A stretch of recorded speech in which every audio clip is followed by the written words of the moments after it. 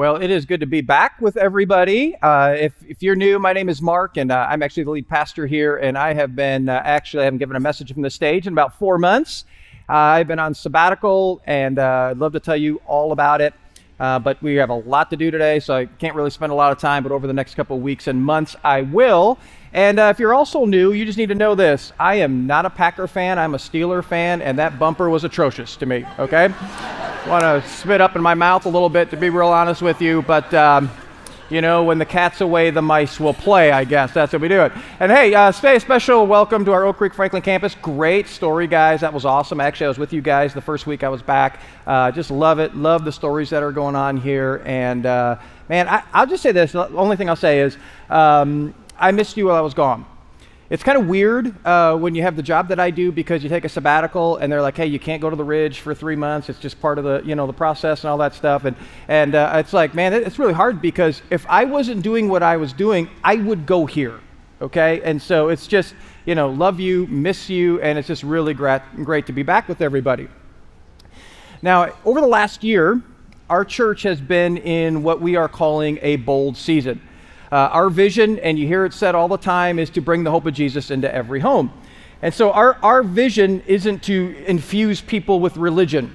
Our vision is to bring what we believe everybody desperately wants and is looking for, and that's hope. And hope is not found in a situation or circumstances or experience. It's found in a person, and that is Jesus himself. And I'm telling you, once you understand that, it is really the greatest mission you could ever be a part of. I mean, just to see God working in people's lives, and you see that, and to change, be a part of that process, man, there is nothing like it. And this bold season has actually been driven by what we are calling a bold vision goal. And our bold vision goal is to help 5,000 people find Jesus by the end of 2030. And since we've kicked this off, we have seen God move in this church in ways we have never seen God move in this church before. Just this past August, we had baptisms here. And one of the guys that was baptized is a guy named Brian. And Brian had gotten out of the Marine Corps, and he was addicted to drugs and alcohol, and he was very, very far from God. Well, his wife became a follower of Jesus, and Jesus really rocked her world, changed her life, and Brian started to see the changes in his wife. And then his wife just began to pray for her husband and pray for her husband and pray for her husband. Well, eventually, Brian becomes a follower of Jesus. And just this past August, he was baptized. Here's a picture of Brian being baptized, and just an amazing story. And now Brian and Caitlin will be leading a small group this fall. And that's what we want to see God do here. Now today, we are kicking off a new series that is a big part of this bold season that we are calling Training Camp. One of the questions that I get asked the most is some version of this question. How do I grow in my faith? Or how do I get faith? What are my next steps? This series is going to answer that question. And the idea of Training Camp, you're going to see that come out a little bit later in the message. But today, here's what I'm going to do today. I'm going to just lay the foundation for things. And so today's going to be a lot of foundation laying, because this is an introduction method. We're going to talk about a lot of terms, a lot of images, a lot of ideas and stuff like that. And I'm just going to warn you up front, I am going to push you. And I'm going to really push you hard. In fact, some of you are going to go, when is your next sabbatical? Okay, you got to wait for 8 years, all right, as far as that's concerned. All right, here we go. So there is a word that is used to describe growing in your relationship with Jesus. It's called discipleship. And the word discipleship comes from the word disciple. And we don't necessarily use that word a ton in our everyday lingo, but a disciple is this. It's just a learner, a pupil, or a follower. And so here's what discipleship is. Discipleship is this intentional process where we deepen our relationship with Jesus, and then from that relationship, and you're going to see that is really, really important, that little phrase right there, and from that relationship, we live the life that he lived. And so those two words, intentional process, so many people struggle with growing in their faith is because they're kind of random at the whole thing. They just kind of try different stuff and all that, but actually it's meant to be a very intentional process. And what's great about it is when you engage in that intentional process, here's what God will do. He will begin to do a work in you where we become like the greatest human being that has ever lived. Now, as we kick off the fall, let me ask you a question. How's your faith doing? How's your faith doing? Now, let's just be real for a moment, okay? Let's be real for a moment. Now, some of you would say your faith is pretty weak right now. Maybe you're not there yet with Jesus, or you're new to following Jesus, and so you'd say your faith is weak. And you just need to know that's normal, that's okay. But for some of you, you've drifted for whatever reasons. Or others of you, if you're honest, you are one bad thing happening to you or someone close to you from walking away altogether. Others of you would say your faith is wavering. And it's okay to waver if it leads to a healthy wrestling. That's actually a really good thing. But for you, that's not what's going on. For you, you are wavering back and forth to I'm in, to I'm not so sure, to I'm committed, to doubting whether you want to keep going at all. Others would say you have more of, this is what I would say actually, of more of what I would call a whiny faith. Now, you ever been around a whiny kid? You ever been around a whiny kid? Yeah, some of you young parents are like, yeah, just before we got here, I was around a whiny kid.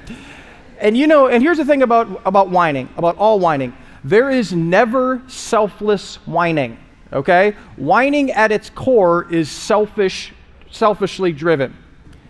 And so here's what this looks like for some of you in your faith. You are good with God when God does what you want and all that stuff. You are good with Him, but man, when He doesn't, you are not good with Him. And you get mad at Him and all that good stuff, and you push Him away. And so you are constantly then complaining about what God doesn't do for you and what you deserve and how Him and His people are always falling short of your expectations. This was one of the tough parts for me on sabbatical, was I realized this is me to some degree, and I had to begin to work through that. Others of you have what I call a warped faith. And here's what I mean by this. There are things that you do and believe that go against what Jesus stands for, yet you credit Jesus for those things. Let me give you an example of how this plays out. I see this all the time. You're following Jesus, and you will say this. You will say, well, yeah, but God is love. God is love. And you know what? God is love. But what you mean by that is it doesn't matter what you do and believe, that God is good with it because, well, God is love. And so here's how this often plays out in our lives. There will be something that, whether it be by culture or because we want to justify a decision or a lifestyle, that we kind of prescribe to, and then we attach our feelings to it, and then to justify what we're doing, we say, well, God is love. God is love. He's good with it. I'm a parent, and I love my kids, but there are certain things that they would do that I would not tolerate because I love them. Because I know this would ultimately be harmful for them. And you know what? Our Heavenly Father is the very same way. Now, as we go through this series, we're going in a different direction. We're going to look at what is winning faith. And Jesus, He actually defines and describes for us what winning faith is, and He does it by giving us a word picture. Here's what Jesus says in John 15. He says, I am the vine, you are the branches. And so He gives us this word picture of a garden or landscaping. And we know that the vine is the main source, and then the branch is the offshoot. And so Jesus is saying to us, He's like, hey, here's what I want you to know. I am to be the life source for you, and you are to be the offshoot. And then He says, if you remain in me and I in you. And that word remain is sometimes translated abide. And we don't use that word a whole lot either, but abide just means stay close to. And so Jesus is saying, you stay close to me, and I will stay close to you. And so here's the invitation.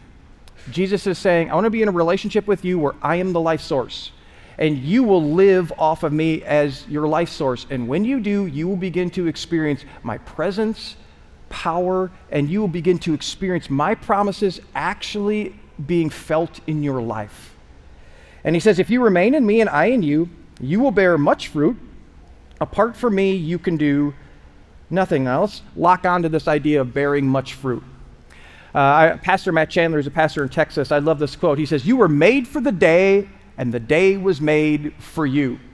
In other words, you were uniquely made by God because He wants to use your life for something that truly matters. They would use this idea of fruit, or like a tree fruit, to give us that visual that He wants to make an impact with your life, that He wants to make a difference. Now, here's the thing about fruit. Fruit is internally born and then it externally shows up. And so Jesus is saying, hey, once we make a decision to follow him, and then we learn to abide in him, and then we begin to allow his Spirit to do a work inside of us, he, not we, not me, he will begin to produce fruit. Now, the Apostle Paul took this fruit idea and he just kind of expanded it on us. And he actually came up with this phrase, the fruit of the Spirit. Here's what Paul writes in Galatians. He says, but the fruit of the Spirit is love, joy, peace, forbearance, which is just another way of saying patience, but it's kind of a deeper level of patience. Nobody needs more patience. We're all good at that one. Forbearance, kindness, goodness, faithfulness, gentleness, and self-control. Now, that's fruit of the Spirit. Not fruits of the Spirit, but fruit of the Spirit's all one. So we can't say this, well, I'm struggling with love, but man, I'm nailing peace. No, it is all one.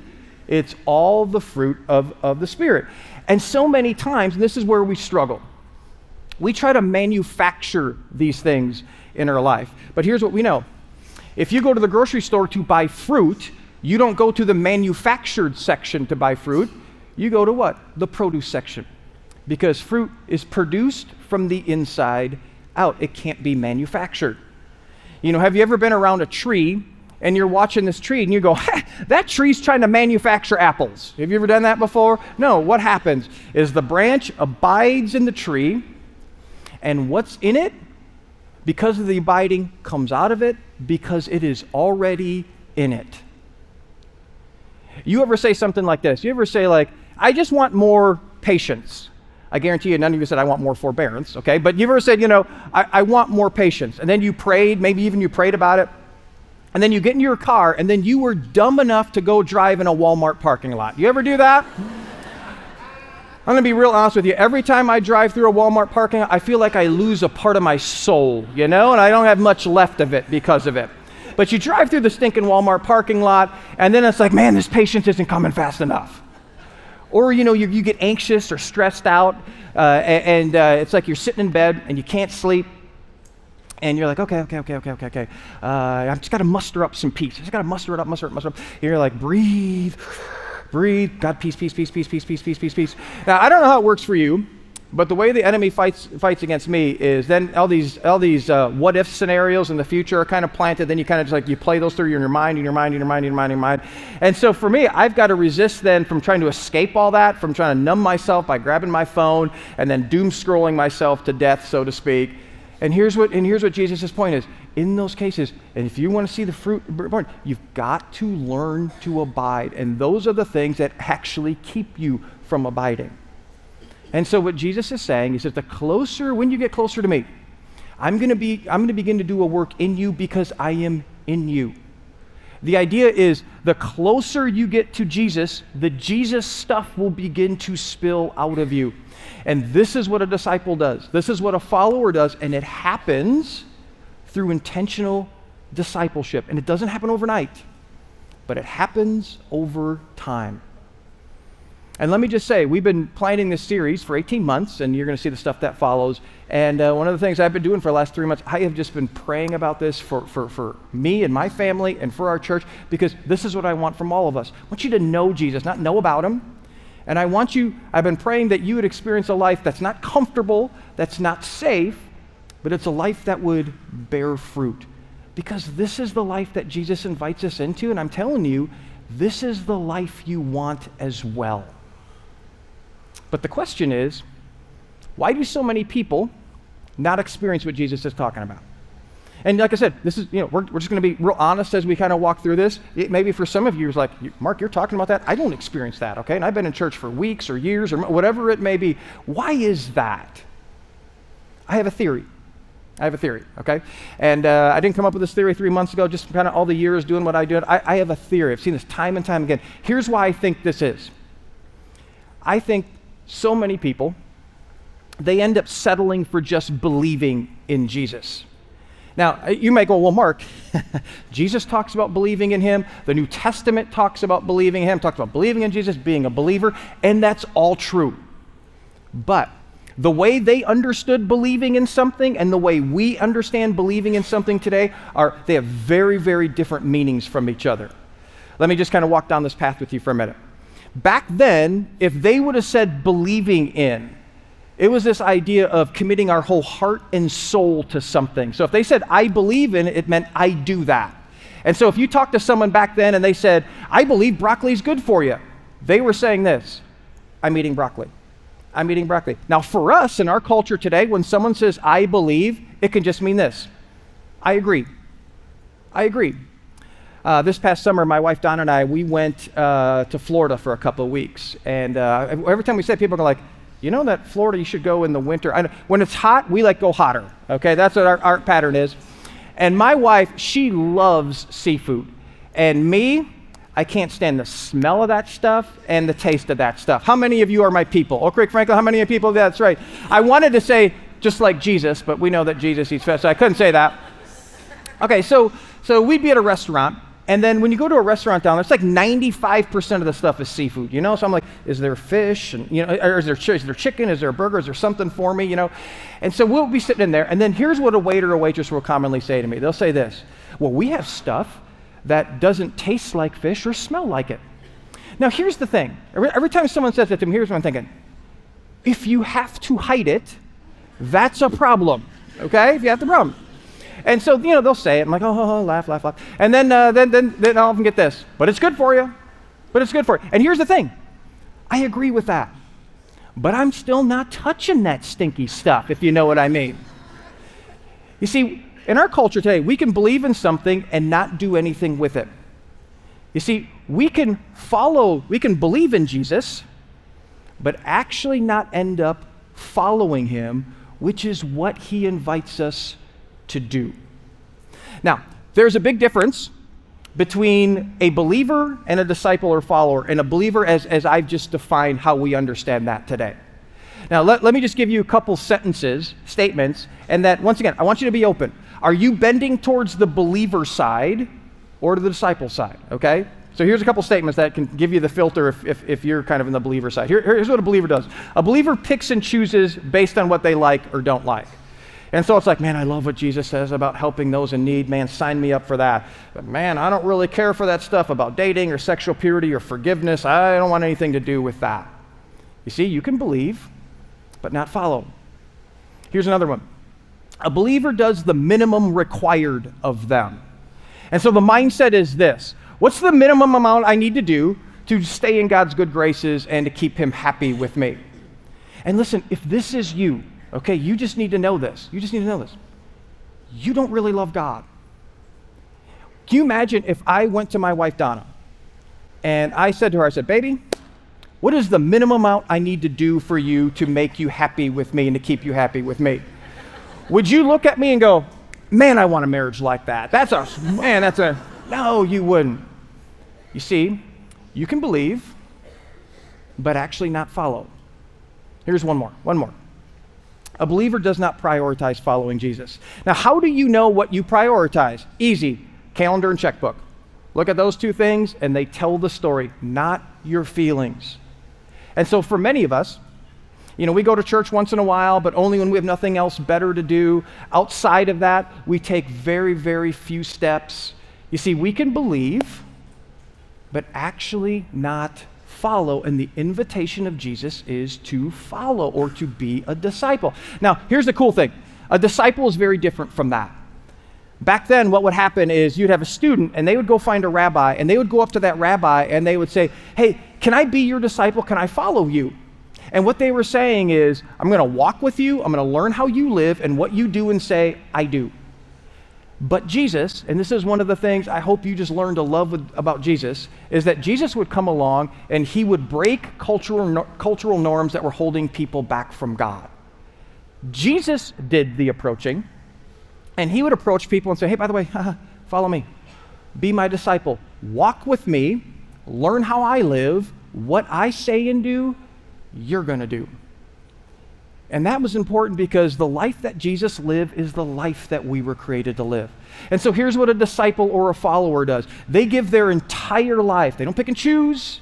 They don't go, how can I just skate by minimum required? They give their entire life to following Jesus. He is the priority. Now, how do you do that then? Hey, it's great. Okay. How do you do that? How does someone grow in their relationship with Jesus? Now, that's the idea of the series, but here's what I want to do. I want to just kind of kick it off today. There are 3 images that the New Testament gives that give us a picture of what discipleship looks like in our life. Now, there's more than 3, but we're going to share these 3 with you. Here's the first image. It gives this battle image sort of idea. Here's what Jesus said in John 10. He said, "The thief comes only to steal, kill, and destroy. I have come that they may have life and have it to the full." Some translations say the abundant life, but that's this idea of a life that bears fruit. And so Jesus makes it clear that we have a spiritual enemy who is constantly fighting against us because he doesn't want us to abide in Jesus. And you know this. And here's how you notice. Do you ever notice how much resistance you feel when it comes to taking steps towards Jesus, but you don't experience any when you go in the opposite direction? Do you ever notice that?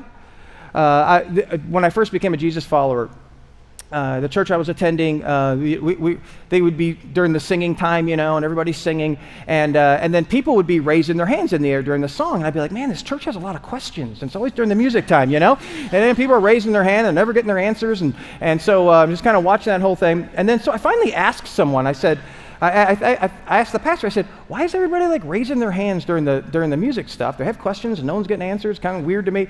And he said, that's actually a sign, we see it in the Old Testament stuff, that's actually a sign of surrender and humility. And so what they're saying is, I'm humbling myself before you, God. I'm humbling myself before you. And I was like, whoa, okay. I was like, man, I want to humble myself before God. And so I thought, I'm going to try to do this. And so a couple weeks after that, I was moved by one of the songs. I was just in that place, and I was like, I'm going to do this. And so I'm kind of sitting in there, and I'm getting ready to do it, and then everything possible was pushing me not to do it. I was like, what are people going to think? What are people going to think I'm weird, and they're going to think I have questions, okay? And I just everything in me. So I'm just going like, and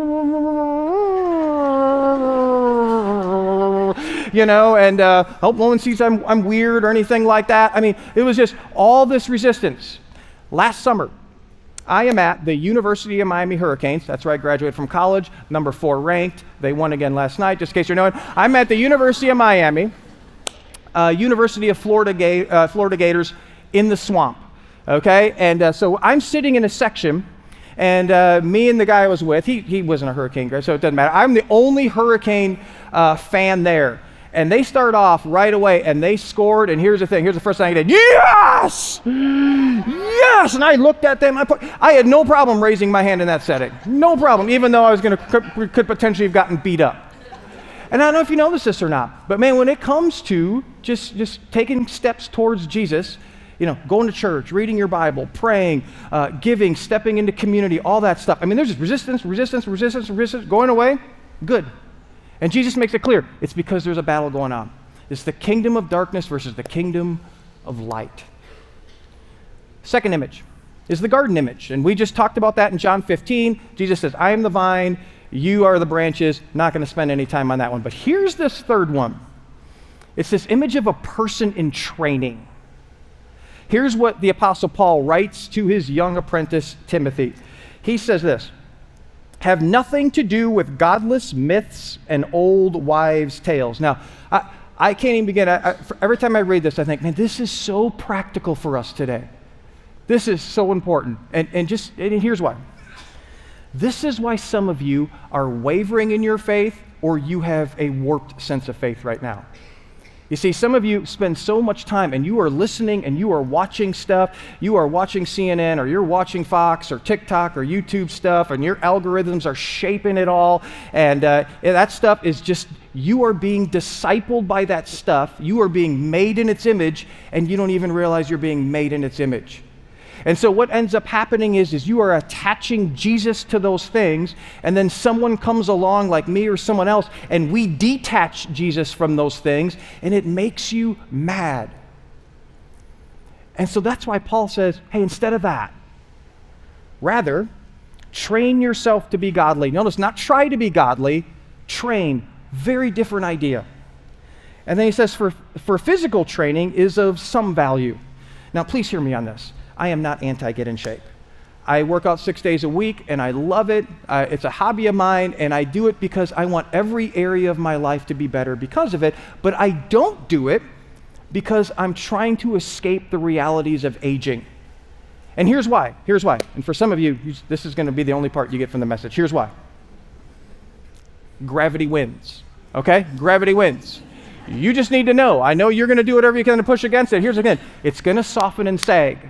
Men, it's going to soften and sag. Ladies, you look great. You look great, okay? You look great. But here's the thing. You just need to know.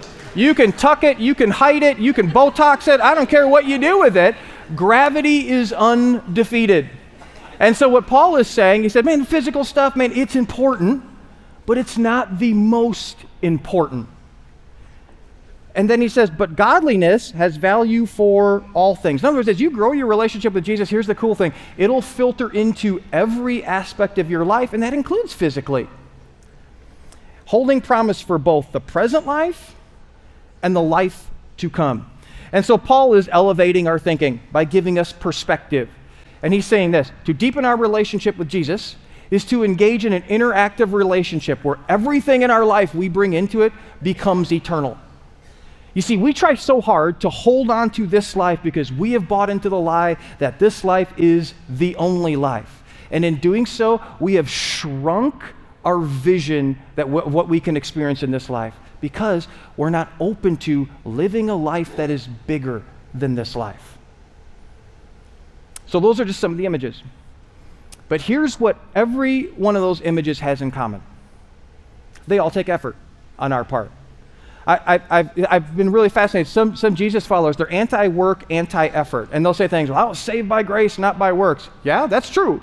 But once you make a decision to follow Jesus, it takes work on our part. I mean, think about the images that we just talked about. Think about the battle image for a minute. Can you imagine our country going to war and they enlist a bunch of people, but they don't train them at all. They just kind of send them out to war. It'd be like, man, cool, this is the first time I ever fired a gun, you know? I mean, how good would that be? The garden thing, have you ever planted a garden before? It takes work. You just don't throw a bunch of seeds out and then come back in a month and go, toss salad. And a person in training. Have you ever trained for something? Have you ever done that before? Years ago, I trained for a marathon. And I'd only run 7 miles up to that point. And man, it took so much time and effort and sacrifice and money. I had to learn how to do things I had never done before. I just didn't show up on the day of the race and start running. I would have puked my guts out at mile 5. Like any healthy relationship. If you want a deep relationship with Jesus, it's going to take work on your part. Now, as a church, as we've been planning and preparing for this season ahead, one of our top priorities, when I say top priorities, as we've looked at our bold vision goal, we've said, it doesn't happen without this. One of our top priorities was to get better at creating environments where people in their relationship with Jesus, where it could begin to flourish. And as a team, we've latched on to the image of training, of this idea of training that we just read in 1 Timothy right there. And as a team, we created what we are calling a training plan. It's where we got the name of the series, and what you're going to see is you want to be back next week, because next week I'm going to lay out our full training plan. And then I'm going to give you one question to ask that if you ask, you will always be moving in the right direction about growing in your faith. But for us, as we go through this isn't a series thing. This is a thing. And our kids and our students, it's going to filter down all the way through. Now, for many of you, as we go through this journey together, this is going to be challenging for some. Because for some of you, you're going to have to rethink how you approach spiritual growth and church. Because for some of you, you see church like a mall. It's like a place you go to, and you get something, and so you leave with something. You get something out of it. But the shift is going to be, I want you to start seeing it more like a gym. It's a place you go to get in shape. And if you go to a gym, or people who are new to the whole gym thing or working out, they just don't go to the gym and start doing a bunch of exercises and stuff like that. Most gyms have trainers. And trainers are there to help them get in shape in the proper way. They're there to help. They're there to help, lead, and guide. And the same thing is true as we go through this next season in following Jesus. You make a decision to follow Jesus, and that's like a normal question is, well, what do I do now? And it's a normal question is because none of us have ever done this before. And the other reason is none of us have ever experienced this before, because to follow Jesus, it's not just to become a better person. It's not values or virtues that you're following. To follow Jesus is to follow him into a new life. And we all need to be trained in how to step into that. So here's the question as we kick it off. Do you want to grow in your relationship with Jesus? Do you want that? Do you want to follow? Or do you just want to be a believer? And if you want to be a believer, that's fine, but you'll constantly feel distance from God, experience very little transformation in your life, and you'll constantly be wondering, what's my purpose? What's my purpose? What's my purpose? But a follower or a disciple understands and experiences closeness with God, is open to him truly transforming your life, and begins to step into the larger picture of why God created them in the first place. Now, I want to close by giving you two essentials that it takes to grow in your faith. No matter where you are, okay? If you're not there yet, or you are there yet, or you're farther along, you can't do it without these things right here. And I hope that you kind of just listen to these things, because, man, this is going to set the direction for the rest of our time together in this series. Here, okay, two essentials. Here's the first one. Humility. Humility. And humility isn't an emotion. It's a perspective that leads to a certain posture. I heard one person define humility this way. It's the simple agreement of who God is and who I am. Who is God? He's the King of Kings and Lord of Lords. He is the source and the author of all life. And he is not made for us. We are made for him. And he loves us, and he knows what's best for us, even when we don't agree with it. Who are we? We're not any of those things, and you know what? That's okay. Humility is so important because it's the gateway for God to work in our life. Because when you realize the pecking order of things, guess what? You recognize your need and you become very open to God. You see, the truth is, we can't live for God without living with him. Second thing we need, hunger. Hunger. Do you truly desire more of God in your life? Do you truly love God? Is he a priority in your life? Listen to what Jesus said about the importance of hunger. He said, "Blessed are those who hunger and thirst for righteousness." God shows up where he's wanted. You see, he actually wants us to want him more. But look at the result of when we do. For they will be filled. They will live a life that bears fruit. I love this quote from Pastor Alexander McLaren. Here's what he said long ago. He says, "You have God in the measure in which you desire him. Only remember that the desire that brings God must be more than a feeble, fleeting wish. Wishing is one thing, willing is quite another. Lazily wishing and strenuously desiring are two entirely different postures of mind. The former gets nothing, and the latter gets everything, gets God. And with God, all that God can bring." You ever see those really old couples at a restaurant? And you see them, and maybe you're single or you're married. No matter where you are, you're like, I want to be like that when I grow up. I want to be like them when I grow up. And you just see them, and they're sitting at their table, and they're just staring at each other. Okay, now you're not sure if they can see, but they're staring at each other. Okay, anyways, and they're sharing everything, man. They're sharing their food, they're sharing their teeth, and they're sharing probably other things that we care not to know about. But you just look at them and you just see it, and you just know, and you see it, you're like, man, I want to be like that. I want to be like that. I want to be like that when I'm get older. Here's the thing, they didn't ignore themselves into that type of relationship. That type of relationship was cultivated over decades and decades and decades. In other words, it took work. The same is true if you want to follow Jesus. It takes work. But listen, it is so worth it. It is so worth it, because not only do you get the experience of knowing him, and if that was it, that's enough in itself. Nothing more needed, but there is more. we actually get to become like him and live a life that truly matters. Let me pray for us. Father, as we kick off this new season, man, I pray that our hearts are just wide open right now. And it's okay to be honest, because we can't grow if we don't know. And your Spirit's always just wanting us to know, not to condemn, but to reveal so we can move. Father, the question is, do we really want to grow? And I pray across this place, no matter where you are or where anyone else is, whether they're not there, new, been following for a while, that God, you'd stir our hearts for more. That God, you'd give us a hunger and you'd give us a thirst like Jesus says. And at the same time, God, you would give us a humility. In other words, that no matter how long we've been in church or whatever, we just cast all that stuff aside because it doesn't matter. But that we would just kind of be a blank slate. And we would be ready for what you have for us next, God. Would you do that as we go through this journey together? You know, for some of you, as we talked about this idea of believer and follower, disciple, if you're honest, you believe in God. You may even say you believe in Jesus, but you have never surrendered your life to him. You've never really crossed that line, and I want to give you a chance to do that. And the way that you do that is you just got to once again, you humble yourself as we just talked about and said, hey, God, this is who you are and this is who I am. I'm a sinner. I need you to save me. I believe that Jesus did that for me. And so I want you to pray your version of that as I pray that with us. God, I believe that I'm a sinner. And there's nothing I can do to close that gap between me and you.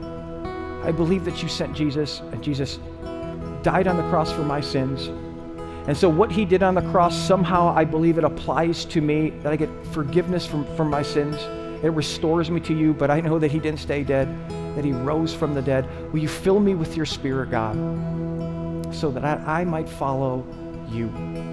And if you made that decision today, I want to encourage you to text the word BEGIN to this number. Why? So we can pray for you. And second off, we want to send you some resources because you're starting on the most wonderful journey that you are ever going to be a part of right there. So I want to encourage you to do that. And just, Father, I thank you for those who have, who just did. And God, we commit this next season to you. God, we want you to move. We want you to do something sacred. And we do not want to settle for just believing. Man, we want to follow. Because there's adventure, there's excitement, there's purpose, and there's impact. And God, that's what we pray for, and that's what we want. And we pray this in Jesus' name. Amen.